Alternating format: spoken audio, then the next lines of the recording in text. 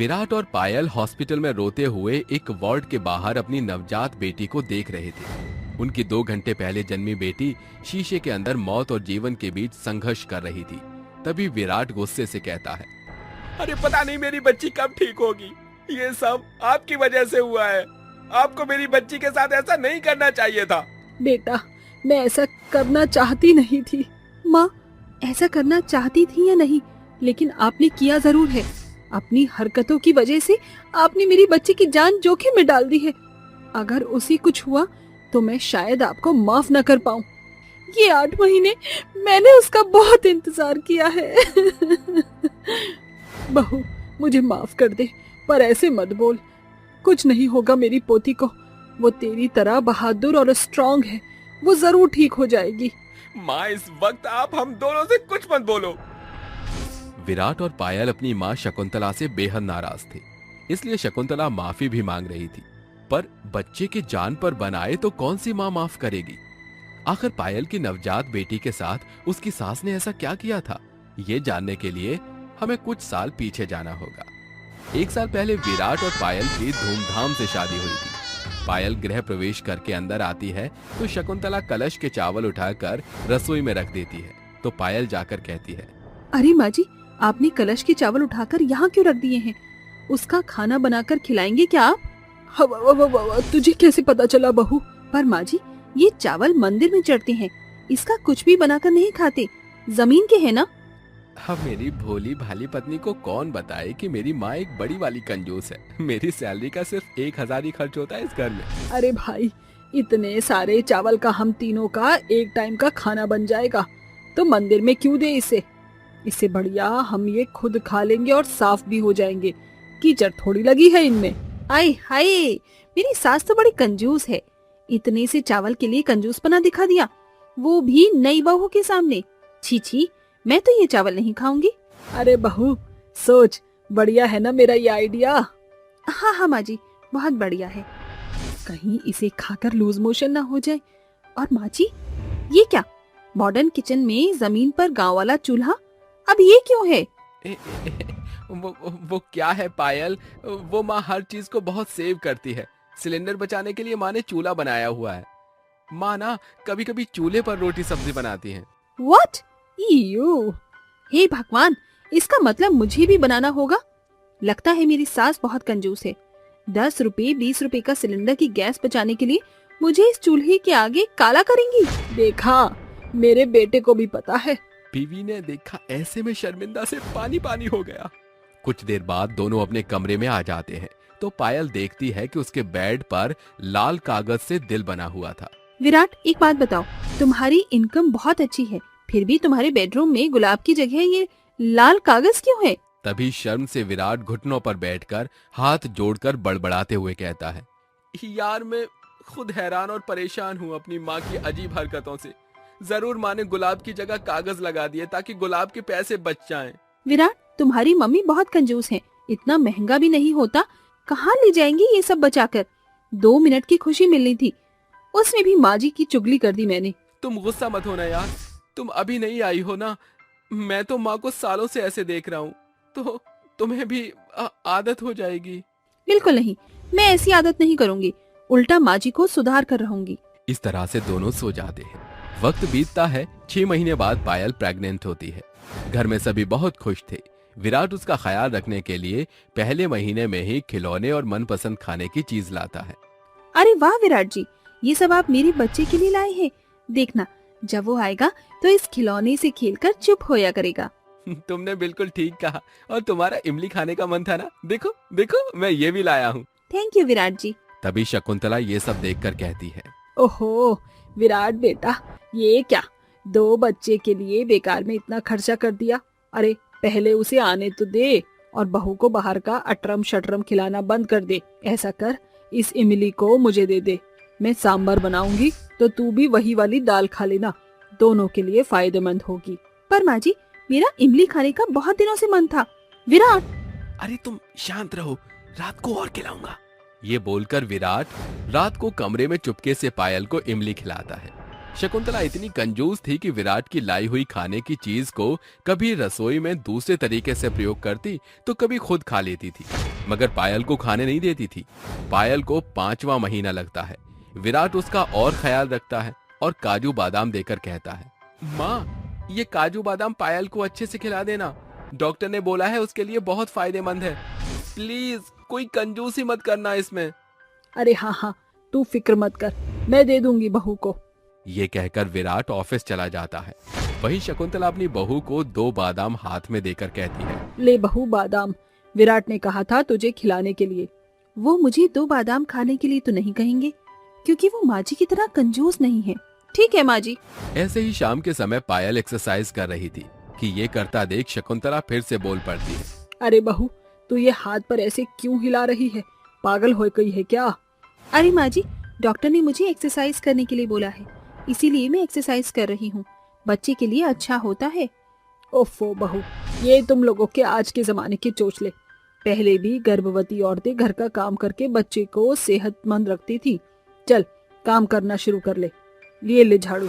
माँ जी, बच्चे के लिए झुकाव सही नहीं है। अरे बहू, कुछ नहीं होगा, तू काम तो कर। शकुंतला की बात मानकर पायल घर के सारे काम करने लगती है, जिससे उसे थोड़ी बहुत तकलीफ होने लगती है। शकुंतला की कंजूसी को सहते सहते पायल का 7वां महीना भी लग जाता है। पायल पेट पकड़कर घर का काम करते हुए बैठ जाती है। माँ जी, अब मुझसे और काम नहीं होता, मुझे बहुत भूख लग रही है, खाना दे दीजिए। ये ले, खा ले। अरे माँ जी, ये तो रात की बची हुई बासी रोटी है, आप मुझे ये कैसे खाने को दे सकती हैं? अरे बहू, कुछ नहीं होगा, खा ले। पहले विराट के टाइम पर भी मैंने खाई है, कुछ हुआ? सही सलामत मेरा बच्चा है ना आज। सास की बात सुनकर ना चाहते हुए भी पायल को बासी खाना खाना पड़ता है। शकुंतला अपनी कंजूसी करने से बिल्कुल बाज नहीं आती थी। विराट के दिए हुए काजू बादाम भी शकुंतला पायल को गिन गिन कर दिया करती थी। 4 दिन बाद पायल की तबीयत खराब होने लगती है। वो पेट पकड़कर गिर जाती है और चिल्लाती है, माँ जी, विराट, बहुत दर्द हो रहा है, हॉस्पिटल चलिए। इतनी जल्दी हॉस्पिटल जाना पड़ेगा? अभी तो वक्त भी पूरा नहीं हुआ। अरे बेटा तू रुक, मैं दाइमा को बुला लेती हूँ। माँ, आप पागल हैं क्या? आप तो कंजूसी करना छोड़ दीजिए। 7वें महीने में ही उसे ये सब परेशानी झेलनी पड़ रही है, हमें अभी हॉस्पिटल जाना होगा। ये कहते ही विराट तुरंत पायल को लेकर हॉस्पिटल पहुंचता है, जहां डॉक्टर उसे ओटी में ले जाते हैं। कुछ देर बाद पायल को प्री मैच्योर बेटी होती है, जो बहुत ही कमजोर थी और जिंदगी मौत के बीच संघर्ष कर रही होती है। जब विराट और उसके परिवार को ये बात पता चलती है तो वो टूट जाता है। अरे मेरा बच्चा प्री मैच्योर है, ये सब माँ आपकी वजह से हुआ है। डॉक्टर ने उसे हेल्दी चीज बताई थी, लेकिन आपने कुछ भी उसे खाने को नहीं दिया, न करने दिया। आप उसकी जिम्मेदार हैं, मेरे बच्चे की जिम्मेदार आप हैं। नहीं बेटा, नहीं, ऐसा कुछ करना नहीं चाहती थी मैंने तो तेरे समय पर भी ये सब किया था। पता नहीं बहू की हालत कैसी हो गई।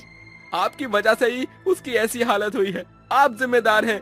सबकी हेल्थ बॉडी एक जैसी नहीं होती। आप काफी हेल्दी थी अपने जमाने में, पर वो ऐसी नहीं है। तभी रोते हुए धीरे धीरे पायल आती है और विराट के गले लगकर रोती है। विराट, हमारा बच्चा इस वक्त कितनी तकलीफ में है, 7वें महीने में ही आ गया, बहुत कमजोर है वो, और ये सब सासू माँ की वजह से हुआ है। उन्होंने ना मेरा खुद ठीक से ख्याल रखा और ना मुझे रखने दिया। बहू मुझे माफ कर दे, मैं ऐसा नहीं चाहती थी। एक बार मौका दे दे, मैं तुझसे वादा करती हूँ आज के बाद फिर कभी कंजूसी नहीं करूंगी। बस मेरी पोती ठीक हो जाए। आप फिक्र मत कीजिए, 1 महीने बच्चे ऑब्जर्वेशन में रहेगी, फिर वो ठीक हो जाएगी। पक्का ना डॉक्टर साहब? हाँ हाँ, आप फिक्र मत कीजिए। जी, मैंने आपको माफ कर दिया, आगे से आप ऐसी कंजूसी फिर कभी मत करना। हाँ बहू। पछतावे की आग में जलकर शकुंतला कंजूसी छोड़ देती है। कुछ महीनों बाद वो अपनी पोती का गृह प्रवेश करती है, जो बिल्कुल ठीक हो जाती है और सब खुशी से एक साथ रहने लगते हैं। प्रेग्नेंट काली बहू का करवा चौथ। अरे बहू, ओ बहू, अरे ओ काली घटा, कहाँ पर है तू? आई माँ जी। काजल तुरंत रसोई से बाहर आती है और अपनी सास से कहती है, बोलिए माँ जी, क्या हुआ? कोई परेशानी है क्या? अरे परेशानी ही परेशानी है, तुझे ये घर के काम दिखाई नहीं देते? जब देखो यहाँ से वहाँ काम चोरी करती रहती है। अरे कुछ तो देख लिया कर, इस घर में कितना सारा काम होता है। अब क्या इन सब कामों को मैं करूँगी? नहीं माँ जी, ये सब काम मैं खुद कर लूंगी, आप जाइए अपने कमरे में आराम कर लीजिए। तो इसका मतलब अब तू मुझे बताएगी कि मुझे क्या करना है और क्या नहीं? अरे तू तो मेरे ऊपर अभी से रौब जमाने लगी है। नहीं माँ जी, आप मुझे गलत समझ रही हो। भला मैं ऐसा क्यों करूंगी, मैं तो आपको आराम करने के लिए कह रही थी। तभी काजल का पति सूरज दोनों सास बहू की यह बातें सुन लेता है और उनके पास आकर उनसे कहता है, अरे क्या बात है, तुम दोनों इस तरह क्यों लड़ रही हो? कोई परेशानी है तो चुपचाप सुलझा लो। अरे बेटा देख ले तेरी बहू को, एक तो काली कलूटी है, ऊपर से मेरे ऊपर इतना हुक्म चलाती है, जब देखो अपनी मनमानी करती है। देखो काजल, अगर तुम्हें इस घर में रहना है तो माँ की बात माननी ही होगी, वरना मैं तुम्हें छोड़ दूंगा। ऐसा कहकर सूरज गुस्से से चला जाता है। सावित्री ने काजल की शादी अपने बेटे सूरज से केवल इसलिए करवाई थी क्योंकि काजल के माता पिता ने दहेज के साथ साथ बहुत मोटी रकम भी दी थी, जिसे याद करके सावित्री अपने मन ही मन सोचती है, आज अगर मैंने लालच ना किया होता तो ये काली कलूटी बहू मेरे नसीब में ना होती। ऐसा कहकर वह वहां से चली जाती है, जिसके बाद काजल घर के बाकी के कामों में लग जाती है। ऐसे ही देखते देखते कुछ साल बीत जाते हैं, जिसके पूरे 4 साल बाद भी काजल को कोई संतान पैदा नहीं होती, जिस बात से सावित्री काजल को बहुत ताने सुनाने लगती है। अरे तू औरत है या कुछ और? अरे तेरी शादी को पूरे 4 साल हो गए हैं और तूने अभी तक एक संतान को जन्म नहीं दिया। अरे हमारी पड़ोसन बाला है ना, उसकी बहू ने 2 साल में 2 बच्चे जने हैं, तुझसे तो एक भी ना हो पा रहा। माँ जी, ये सब तो भगवान के हाथों में है, इसमें मैं क्या कर सकती हूँ? जब वह हमें संतान देना चाहेगा तो हमें संतान मिल जाएगी। हाँ, बस 4 सालों से यही तो देखती आ रही हूँ, जब देखो जुबान चलाने के लिए बैठ जाती है। ऐसा कहकर सावित्री अपने कमरे में चली जाती है और बेचारी काजल रोने लगती है। जिसके बाद शाम को जब काजल सब्जी मंडी में सब्जी लेने जाती है तो वहाँ उसे उसकी दोस्त गायत्री उसे मिलती है, जो उसे देखकर उससे कहती है, अरे काजल, तुम कैसी हो? कितने दिनों बाद मिली हो। मैं तो ठीक हूँ बहन, तुम कैसी हो? तुम्हें देखकर तो दिल बहुत खुश हो गया, काफी सालों बाद तुम्हें देख रही हूँ। तुम ठीक तो हो ना? अभी तो सब कुछ ठीक चल रहा है, लेकिन कुछ समय पहले मैं बहुत परेशान थी। मेरी कोई संतान नहीं थी। कई सालों से मैं और मेरा पति संतान के लिए दुआएं कर रहा था, लेकिन हमें कोई संतान नहीं हो पाई। लेकिन अब मेरे पास एक प्यारा सा बेटा है, वो भी लक्ष्मी माता की कृपा से। ये सब कैसे? मुझे भी कई सालों से कोई बच्चा नहीं हो रहा, मुझे भी बताओ ताकि मैं भी संतान का सुख प्राप्त कर सकूं। गायत्री उसे लक्ष्मी माता की पूजा के बारे में बताती है। देखो, लक्ष्मी माता बहुत अच्छी हैं, तुम बस उनकी पूजा करो। जब वह तुझसे प्रसन्न हो जाएंगी तो वह तेरी सभी ख्वाहिशों को पूरा करेंगी। ठीक है गायत्री, अब से मैं भी लक्ष्मी माता की पूरे मन से पूजा करूंगी। उस दिन के बाद से काजल लक्ष्मी माता की पूजा करना शुरू कर देती है। वह सुबह शाम लक्ष्मी माता की पूजा करती है। यह सब देखकर सावित्री अपने मन ही मन सोचती है, मुझे तो ऐसा लगता है कि इसने कोई जादू टोना सीख लिया है, जिसकी वजह से ये सुबह शाम मंदिर में ही पड़ी रहती है। ऐसे ही कुछ दिन बीत जाते हैं, लेकिन सावित्री काजल को कुछ नहीं कह पाती। एक दिन काजल को सपने में लक्ष्मी माता दिखाई पड़ती है। काजल, मैं तुम्हारी पूजा और श्रद्धा से संपन्न हूँ, बताओ तुम्हें क्या चाहिए मुझसे? माता रानी, मेरे पास भगवान का दिया हुआ सब कुछ है, बस मुझे एक संतान चाहिए। जो तुम्हें चाहिए वो तुम्हें बहुत जल्द मिलेगा, ये मेरा तुमसे वादा है। तभी अचानक से काजल का सपना टूट जाता है और वह नींद से उठकर यहाँ से वहाँ देखने लगती है। जिसके बाद वह दोबारा सो जाती है और अगले दिन जैसे ही सवेरा होता है वह रसोई में खाना बनाने लगती है। तभी अचानक से उसे उल्टियाँ शुरू हो जाती है, जिसके चलते उसे यह मालूम चल जाता है कि वह प्रेग्नेंट हो गई है। सूरज काजल की बिगड़ी हुई हालत को देखकर उसे हॉस्पिटल लेकर जाता है, जहां डॉक्टर सूरज से कहता है, आप पिता बनने वाले हैं, मुबारक हो, आपकी पत्नी प्रेग्नेंट है। यह सुनकर सूरज को बहुत खुशी मिलती है और वह अपनी पत्नी को वापस घर ले आता है। लेकिन घर आते ही जब सूरज अपनी माँ को काजल की प्रेगनेंसी के बारे में बताता है तो उसकी माँ सावित्री का बुरा सा मुंह बन जाता है और वो अपने बेटे से कहती है, अरे बेटा, काजल तो इतनी काली है कि मैं क्या बताऊं। मैं नहीं चाहती इसका कालापन तेरे आने वाले बच्चे पर आए, इसलिए इससे कह दियो दूध में केसर डालकर रोज पी लिया करे, नहीं तो बच्चा भी इसी की तरह काला कलूटा पैदा होगा। सूरज अपनी माँ के साथ साथ काजल को भी प्यार करता था, इसलिए उसे उसके कालेपन से कोई परेशानी नहीं थी। ऐसे ही धीरे धीरे कुछ दिन बीत जाते हैं और अब काजल को 9वां महीना चल रहा होता है। लेकिन उसी बीच करवा चौथ का व्रत आ जाता है। काजल अपनी सास सावित्री के पास जाती है और उनसे कहती है, माँ जी, करवा चौथ का व्रत आ रहा है, मुझे करवा चौथ का व्रत रखना है। अरे गर्भवती औरतें कोई व्रत नहीं रखती, जा जाकर आराम कर ले। सावित्री करवा चौथ का व्रत रखने के लिए मना कर देती है। जैसे ही शाम होती है, शाम को काजल के फोन पर एक कॉल आता है। हेलो, कौन बोल रही हैं आप? देखिए जी, मैं जीटी हॉस्पिटल से बात कर रही हूँ। आपके पति सूरज का एक बहुत बड़ा एक्सीडेंट हो गया है, फौरन हॉस्पिटल आ जाइए। यह सुनते ही उसके पैरों तले जमीन खिसक जाती है, जिसके बाद वो अपनी सास सावित्री के साथ सीधे हॉस्पिटल पहुंचती है। डॉक्टर उन्हें बताते हैं कि सूरज के बचने के चांसेस बहुत मुश्किल है, जिसके चलते उसकी मृत्यु भी हो सकती है। अब चाहे कुछ भी हो जाए, मैं अपने पति की लंबी उम्र के लिए करवा चौथ का व्रत रखूंगी। अगर करवा माता सच्ची हैं और उनमें शक्ति है तो वह मेरे पति को बचा लेंगी। अब उनका इम्तिहान ही सही। अगले दिन जैसे ही सवेरा होता है, काजल अपने पति की लंबी आयु के लिए करवा चौथ का व्रत रख लेती है और शाम को 4 बजे करवा चौथ की कथा सुनती है और रात को हॉस्पिटल से ही चांद निकलने का इंतजार करती है। जैसे ही चांद निकलता है, चांद को देखकर अपने करवा चौथ का व्रत खोलती है। लेकिन तभी अचानक से उसके पेट में दर्द होने लगता है, जिसके बाद सावित्री उसे सहारा देते हुए डॉक्टर के पास ले जाती है और डॉक्टर उसे ओपीडी में ले जाते हैं। कुछ ही घंटों बाद ओपीडी से एक बच्चे की रोने की आवाज आने लगती है। तभी डॉक्टर बाहर आते हैं। मुबारक हो, आप दादी बन गई, आपको एक पोता हुआ है। यह सुनकर सावित्री को बहुत खुशी मिलती है। वहीं दूसरी तरफ सूरज भी खतरे से बाहर निकल आता है, जिसके बाद सावित्री भगवान का लाख लाख शुक्रिया अदा करती है। उस दिन के बाद से सावित्री को समझ आ जाती है कि इंसान गोरा हो या काला, उसका मन हमेशा साफ होना चाहिए। बांझ बहू की जन्माष्टमी।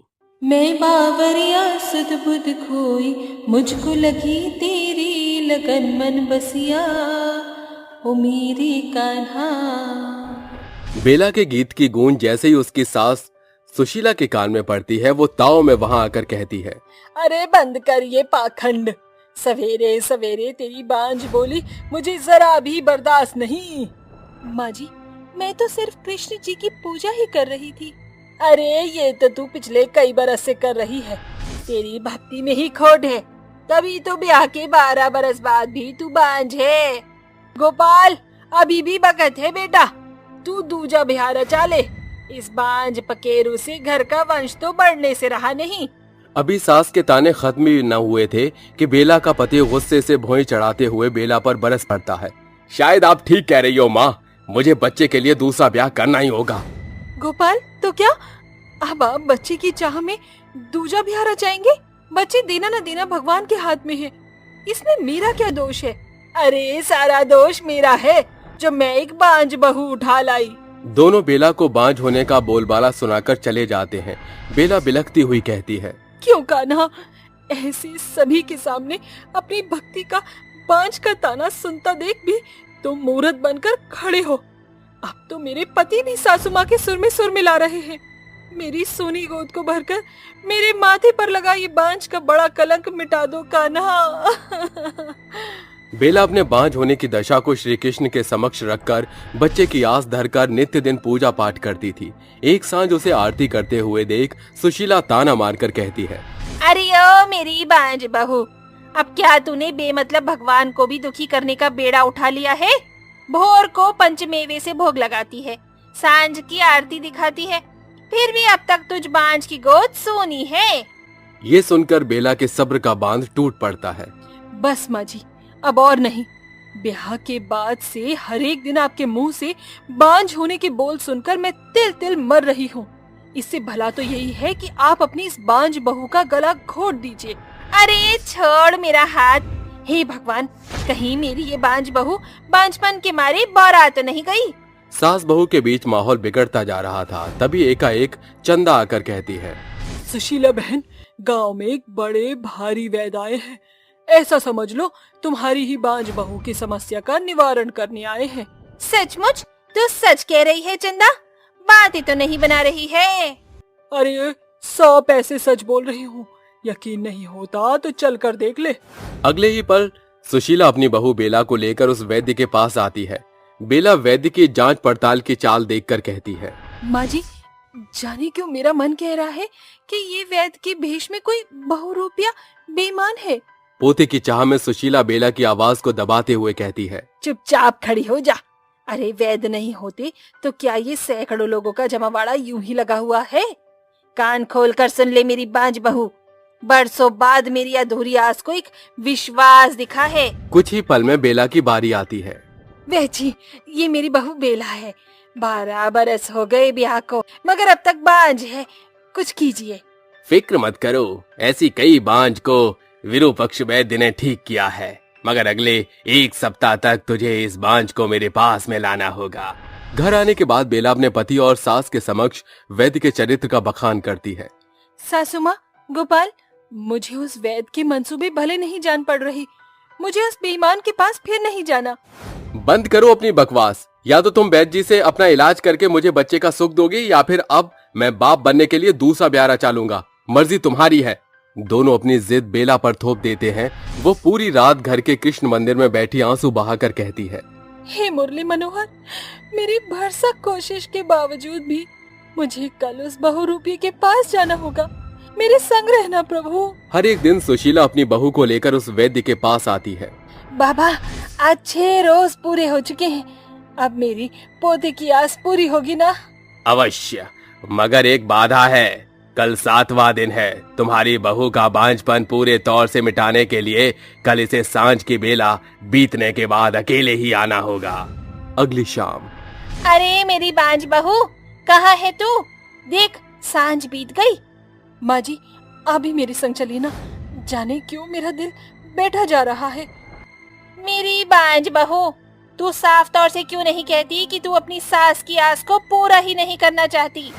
अंत में बेला उस बेईमान वैद्य के पास आती है। वैद्य एकांत देखकर उसके संग बदसलूकी पर उतारू हो आता है। नीच, छोड़ मुझे, छोड़ दे। मैं जानती थी कि तू वैद्य नहीं बहुरूपिया है। मुझसे बचकर कहाँ जाएगी बेला रानी? हे द्रौपदी की लाज बचाने वाले कृष्ण कन्हैया, मदद करो प्रभु। एकाएक मौसम का रुख बदल जाता है, मानो जैसे श्री कृष्ण ने बेला की पुकार सुन ली। तूफानी माहौल का फायदा उठाकर बेला भीगती भागती दूसरे गांव पहुंच जाती है, जहां उसे एक कृष्ण मंदिर दिखाई देता है, जिसके भीतर एक पुराने पुजारी बैठे होते हैं। बेटी, कौन हो तुम? तुम्हें पहले कभी इस गांव में देखा नहीं। भाग्य की मारी बांझ बला हूँ बाबा। बेला ढहकती हुई पुजारी को अपनी आप बीती कह सुनाती है। पुजारी उसे सांत्वना देते हैं। बिटिया, कृष्ण कन्हैया पर भरोसा रखो। 2 दिन बाद जन्माष्टमी की बेला है। सच्ची श्रद्धा में मुरली मनोहर की उपासना करो, तुम्हारे बांझपन की गठरी जरूर खुलेगी। 2 दिन बाद पूरे गांव में जन्माष्टमी की भारी बोलबाला छाया थी। जन्माष्टमी की बहुत सारी बधाई हो बेला बिटिया। इस गांव में तो जन्माष्टमी की रौनक गोकुल गांव जैसे है पुजारी जी। आज जन्माष्टमी पर कृष्ण जी का साज श्रृंगार से लेकर भोग आरती का जिम्मा मैं पूरा करना चाहती हूँ। जैसा तेरा मन बेला बिटिया, देखना मुरली मनोहर तेरे मन की मुराद जरूर पूरी करेंगी। बेला निर्जला जन्माष्टमी का व्रत भूखी रखते हुए पूरे आज से मंदिर की साफ सफाई और जन्माष्टमी का सारा इंतजाम करती है। सांझ होते ही पूरा गांव मंदिर में एकजुट होता है। इधर गोपाल और सुशीला उसे खोजते हुए गांव में आते हैं। अरे जाने मेरी बेला कहाँ और कैसे होगी, सारी भूल हमारी है। चारों ओर जन्माष्टमी का जश्न छाया हुआ है। इतनी भीड़ भाड़ में बहू को कहाँ खोजेंगे? उसी पल बेला की आवाज सुशीला के कान में पड़ती है। गोपालन हारे, निर्गुण और प्यारे, तुमरी बिन हमरा कौन नाही। हमरी उलझन सुलझाओ भगवन, तुमरी बिन हमरा कौन नाही।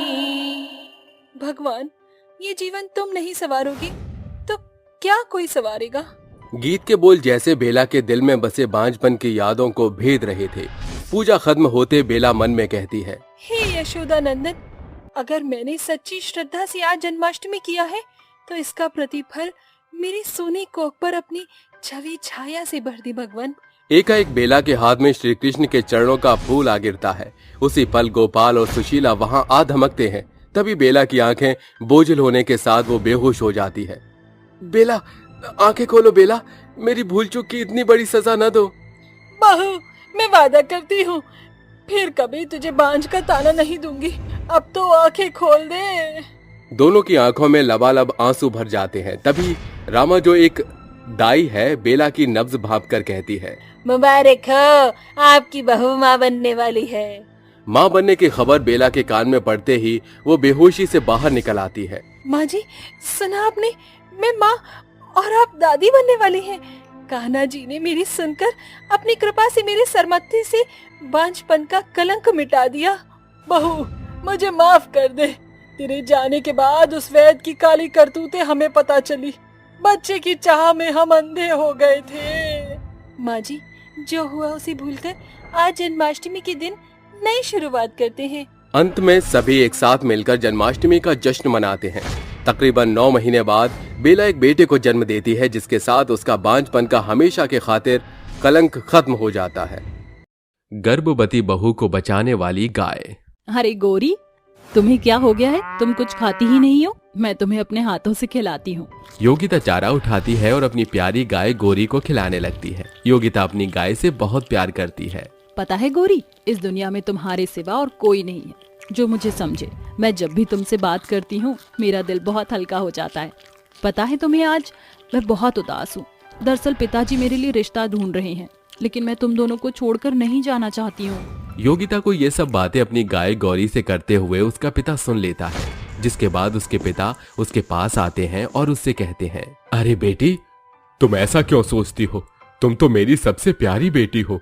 मैं भी तुमसे अलग नहीं होना चाहता, लेकिन हर बेटी को एक न एक दिन अपने ससुराल जाना ही होता है। माँ के जाने के बाद आपने मुझे कभी भी माँ की कमी महसूस होने नहीं दी, और गौरी ने मुझे किसी दोस्त का सहारा लेने नहीं दिया। आप दोनों मेरी जिंदगी में बहुत अहम हो, इसलिए पिताजी आप दोनों को छोड़कर जाना नहीं चाहती। लेकिन बेटी, तुम तो जानती हो, बेटियां पराया धन होती हैं, इसलिए उन्हें समय रहते शादी करके विदा करना बहुत जरूरी होता है।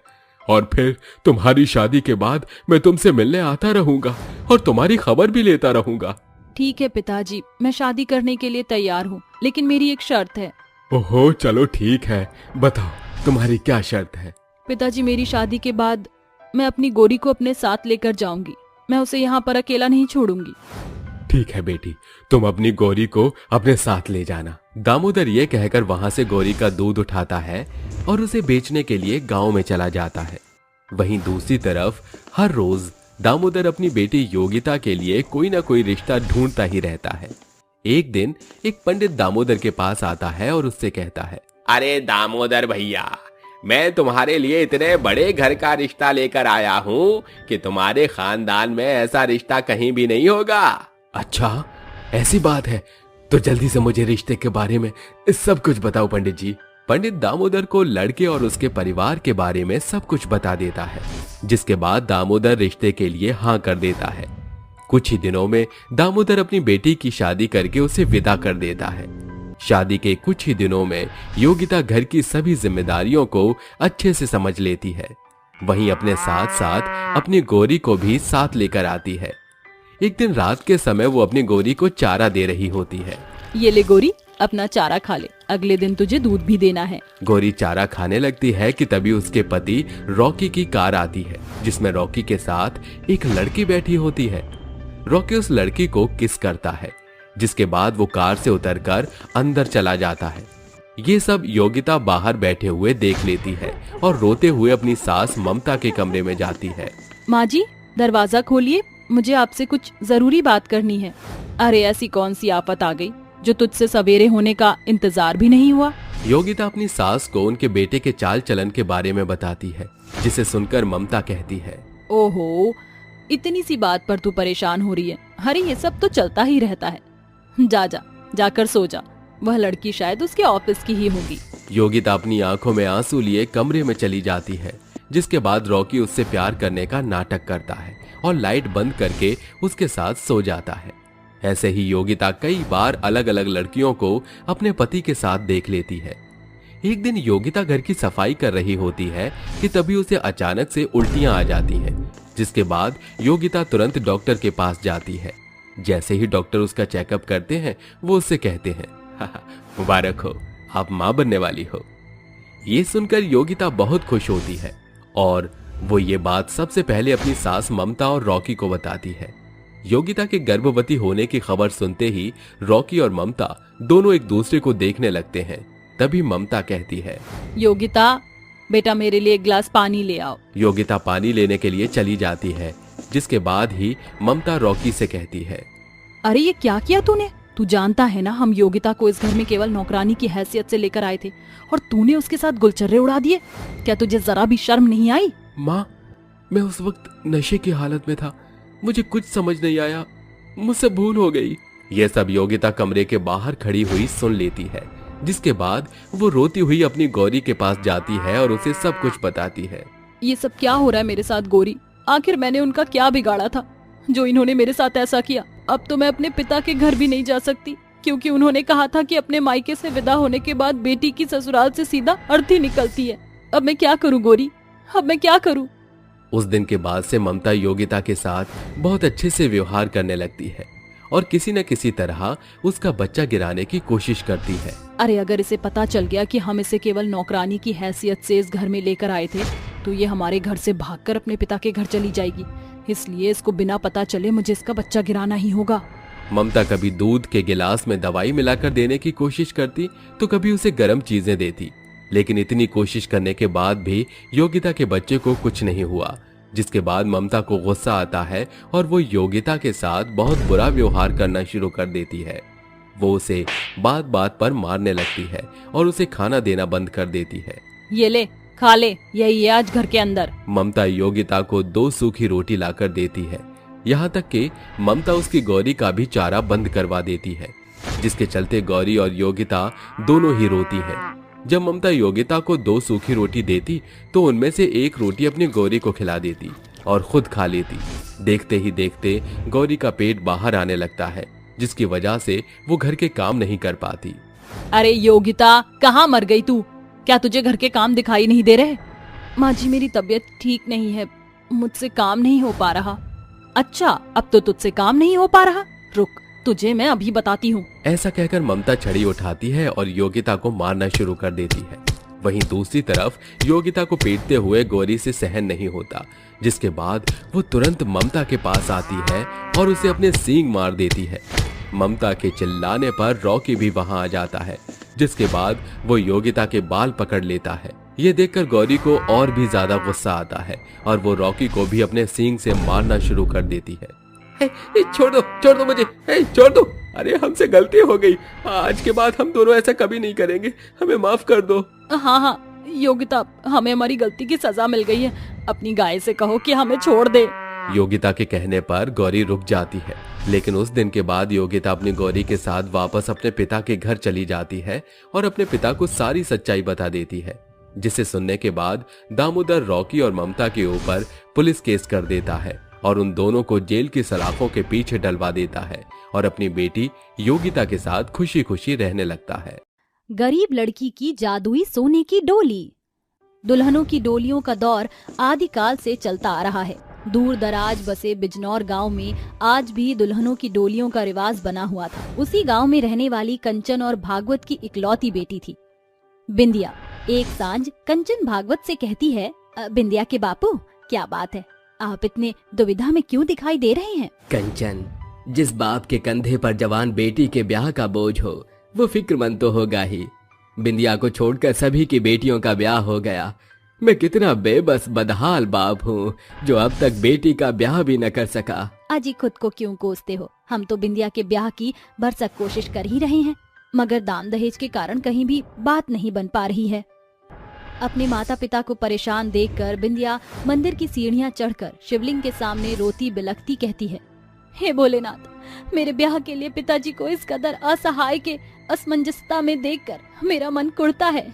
भगवान, गरीब की बेटी के ब्याह में इतनी बाधा बढ़ाकर क्या हासिल हो रहा है आपको? बिंदिया की बातें सुनकर मंदिर के पुजारी कहते हैं, शिव शंभू पर दोष लगाने से भला ये है बेटी कि तुम अपने ब्याह के लिए 16 सोमवार का तप व्रत करो। देखना शीघ्र ही तुम्हारे ब्याह के द्वार खुल जाएंगे। पुजारी के कहने पर उस रोज के बाद से बिंदिया सप्ताह के प्रत्येक सोमवार को निर्जला व्रत रखने लगी। कई दिन बीत जाते हैं। शिवलिंग के सामने हाथ जोड़े बैठी बिंदिया कहती है, हे गौरीपति, आज आपके इस भक्त का 16 सोमवार का व्रत संपूर्ण हुआ। अगर मैंने सच्ची श्रद्धा भाव से आपको पूजा है प्रभु, तो मुझे इसका फल देना। ये कहकर बिंदिया घर चली आती है, जहाँ पर घर में रिश्ते वाले बैठे हुए थे। तभी एकाएक कंचन बिंदिया को बगल में ले जाकर कहती है, माँ ये लोग कौन हैं? ये तेरे रिश्ते वाले हैं। विनय ने तुझे बिन देखे ही पसंद किया है। बहन जी, आपकी बेटी तो हमें एक ही नजर में भा गई। ये रिश्ता तो तय समझिए। अच्छा, अब इजाजत दीजिए। ये कहकर लड़के वाले चले जाते हैं। गुजरते समय के साथ शादी का पड़ाव पास आता देखकर कंचन कहती है, बिंदिया के बापू, बिटिया की शादी में सप्ताह भर भी नहीं बचा है। बिना पैसों के कैसे करेंगे हम बेटी का ब्याह? कंचन की बातें भागवत को गहरे शोक के सागर में डुबो देती हैं। वह आंसू बहाते हुए भोलेनाथ के मंदिर में आकर माथा पटकते हुए कहता है, हे कैलाशपति शिव शंभु, बिटिया के ब्याह में अब सप्ताह भर भी शेष नहीं रहा। हर एक जगह हाथ फैलाकर देख लिया प्रभु। अब इस बेबस बाप की बेटी की डोली आपको उठाना है। भागवत के आंसू शिवलिंग को सराबोर कर रहे थे। तभी शिवलिंग स्वर्णिम होने के साथ भागवत को भगवान भोलेनाथ का स्वर सुनाई देता है। भागवत, भयभीत ना हो। तुम्हारी बेटी बिंदिया मेरी आराधक है। वो दुल्हन भी बनेगी और उसकी डोली भी अवश्य उठेगी। मगर कैसे भगवान? मेरी दुख दुविधाएं आप भली भांति जानते हैं। मेरी विशाल प्रतिमा के पीछे एक डोली धरी हुई है। वो एक जादुई डोली है। वो यूं तो साधारण है, मगर जैसे ही तुम अपने मन की मनसा इसे सुनाओगे, ये साधारण डोली जादुई स्वर्णिम डोली में प्रकाशमान होकर तुम्हारी मांग को पूरा करेगी। एकाएक आवाज अंतर ध्यान हो जाती है। भगवान के शब्दानुसार भागवत प्रतिमा के पीछे धरे डोली को घर ले आता है, जहाँ कंचन कहती है, अजी ये क्या? अभी ब्याह के एक भी साजबाज का बंदोबस्त नहीं हुआ और आप सबसे पहले डोली ले आए? कंचन, अब ये डोली ही साजबाज समेत शादी का सारा बंदोबस्त करेगी। ये बोलकर भागवत डोली से कहता है, हे जादुई सोने की डोली, इसी पल छिन अपने साधारण स्वरूप से सोने की जादुई डोली में ढल जा। भागवत के बोल के खत्म होते ही डील डॉल के साथ जादुई डोली पूरी तरह से सोने की हो जाती है। उसकी चमक से पूरा घर द्वार चकाचौंध हो रहा था। हे जादुई सोने की डोली, मुझे सोने के सिक्के दो ताकि मैं साजबाज से अपनी बेटी का ब्याह रचा सकूं। जादुई सोने की डोली के भीतर से सैकड़ों सोने के सिक्कों से पूरे घर में बौछार लग जाती है, जिसे देख कंचन की आंखें भौचक्की रह जाती हैं। अरे ये तो कमाल हो गया। ये जादुई डोली ने तो एक ही पल में हमारी दुविधा को दूर कर दिया। जादुई सोने की डोली से मिले सुनहरे सिक्कों को ले जाकर भागवत उन्हें बड़े तबके के सुनार के हाथों सौदा कराता है, जिससे शादी का सारा बंदोबस्त, घर की रंगाई पुताई से लेकर साजबाज तक की संपूर्ण पूरी तैयारी होती है। देर रात दोनों दंपत्ति आपस में बतियाते हुए कहते हैं, दहेज से लेकर लड़के वाले को जितना भी दाम देना है, जादुई सोने की डोली के सहारे सारा पुख्ता प्रबंध हो गया। 2 दिन दूरी के खात्मे के साथ शादी का दिन दस्तक देता है और भागवत कहता है, बिंदिया की माँ 12 ठीक सांझ के 6 बजे दरवाजे पर दस्तक देगी। बिटिया का साज श्रृंगार समय से कर देना। हाँ, आप जाकर इन गहनों को पॉलिश करवा लाइए। अरे बौरा गई हो क्या? बिटिया के जोड़े के साथ ये फीके पुराने गहने जरा भी नहीं जचेंगे। बिंदिया बिटिया, तो इस जादुई डोली की दुल्हन है। इनसे अपने लिए जो कुछ मांगना हो आगे आकर कह दे। मुझे जरा हलवाई के पास जाना है। भागवत के जाते ही बिंदिया डोली को नजर भरकर निहारते हुए कहती है, ए जादुई डोली, मुझे सुंदर गहने दो और लाल रंग का लहंगा भी दो। बिंदिया की बात पूरी होते ही साधारण डोली जादुई सोने की डोली में तब्दील होती है। तभी उसके भीतर अनगिनत सोने के गहने और लहंगा शुमार होते हैं। अरे वाह, ये सोने के गहने तो बड़े शोभनीय हैं और ये लहंगा भी बहुत सुंदर है। सुनो जादुई सोने की डोली, मुझे साज श्रृंगार का सामान दो। ये होने वाली दुल्हन का हुक्म है। इसके बाद जादुई सोने की डोली बिंदिया को साज श्रृंगार का सामान देती है। देखते ही देखते सांझ हो जाती है। बिंदिया लाल जोड़ा पहनकर 16 श्रृंगार सजाए बैठी थी। तभी भागवत भीतर आकर कहता है, इस दुल्हन के लिबास में कितनी जच रही है मेरी बिटिया। आज ब्याह के बाद डोली में बैठकर तू दूसरे देश चली जाएगी। वेद मंत्रों के साथ बिंदिया विनय के साथ शादी के बंधन में बंध जाती है और विदाई की घड़ी बिंदिया फूट फूट कर रोती है। बिटिया, आज से तुझे अपने पिता के घर को बिसार कर ससुराल की बागडोर संभालना है। ये कहकर भागवत दुल्हन बनी बिंदिया को डोली में बिठा देता है। दुल्हन डोली में बैठकर बाप की चौखट सूनी करके ससुराल को संजोने चली आती है। कहारों को जाता देख लाजवंती कहती है, अरे कहार भाइयों, इतनी कबरी मचाए कहाँ चलती है? ये अपनी डोली तो लेते जाओ। क्या है, दहेज के सामान से घर भर चुका है, अब इस डोली को रखने की जरा भी जगह नहीं। और फिर दुल्हन तो ससुराल के दरवाजे तक आ ही गई। मगर मां जी, ये कोई साधारण डोली नहीं बल्कि जादुई सोने की डोली है। जादुई डोली, जरा अपना परिचय तो दो। बिंदिया के बोलते ही जादुई सोने की डोली अपने अस्तित्व में आ जाती है। लालच में आकर लाजवंती एक दिन देर रात दबे पांव डोली के पास आकर कहती है, ऐ जादुई सोने की डोली, मुझे खूब सारा खजाना दे। कुछ देर बाद, अरे मेरे भरसक कोशिश के बाद भी ये जादुई सुनहरी डोली मेरी सुनती क्यों नहीं? ऐ दुल्हन की जादुई सुनहरी डोली, मुझे सोने के सिक्के दे। मेरे लाख बोलने के बावजूद भी जादुई डोली डील डॉल भी नहीं कर रही है। आज मैं इस डोली की अर्थी निकाल दूंगी। लालच पूरा ना होने पर लाजवंती मोटे डंडे से डोली के 2 टुकड़े करती है। तभी बिंदिया भागकर वहां आती है और जादुई डोली हमेशा के खातिर गायब हो जाती है। माँ जी, आप मेरी डोली के पास क्या कर रही थी? चोरी पकड़े जाने पर लाजवंती खुद से अपना कच्चा चिट्ठा कह सुनाती है और अंत में बिंदिया कहती है, माँ जी एक दफा मुझसे तो कहती। जादुई सोने की डोली पिताजी ने मुझे सौंपी थी, इसलिए वो जादुई सोने की डोली केवल दुल्हन यानी कि मेरे शब्द सुनकर सोने के स्वरूप में आती थी। जादुई डोली का रहस्य सुनकर लालची लाजवंती स्तब्ध रह जाती है। साथियों, इस कहानी से हमें ये सीख मिलती है, बुरे मंसूबों के साथ कभी कुछ ना करें, क्योंकि उसका परिणाम अक्सर बेहद बुरा होता है।